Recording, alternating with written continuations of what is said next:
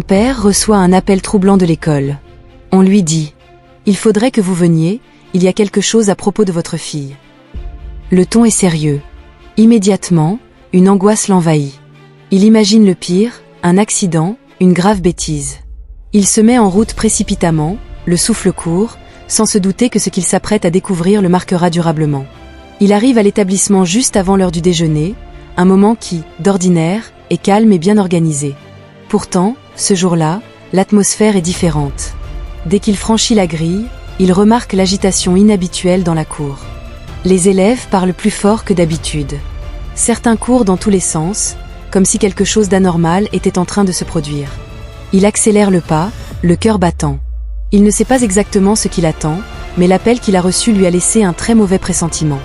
En entrant dans le bâtiment principal, il aperçoit une surveillante qui fixe la direction de la cantine avec inquiétude. Lorsqu'elle croise son regard, elle hésite, comme si elle ne savait pas comment s'adresser à lui. Le père fronce les sourcils, mais décide de ne pas s'arrêter. Il emprunte le couloir qui mène aux grandes portes de la cantine. Avant même d'y entrer, il perçoit le brouhaha, des rires, des chuchotements, des voix qui montent et descendent, formant une sorte de vague sonore. Il prend une profonde inspiration et pousse lentement la porte. Ce qu'il découvre lui noue immédiatement l'estomac. La cantine est bondée. Les élèves sont assis en groupe, comme d'habitude, mais une atmosphère étrange flotte dans l'air. Certains enfants le regardent brièvement avant de détourner les yeux, murmurant entre eux. Une tension invisible, un malaise palpable, semble envahir la pièce. Les tables sont alignées comme toujours, mais l'ambiance est lourde, presque électrique. Les surveillants circulent entre les rangées, leurs gestes plus vifs, leurs visages plus fermés. Quelque chose se trame, quelque chose qui dépasse largement un simple incident scolaire.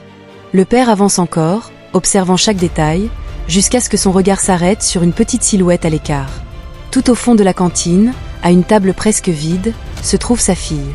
Elle est assise seule, minuscule et fragile au milieu de ce vaste espace rempli de bruit et de mouvement.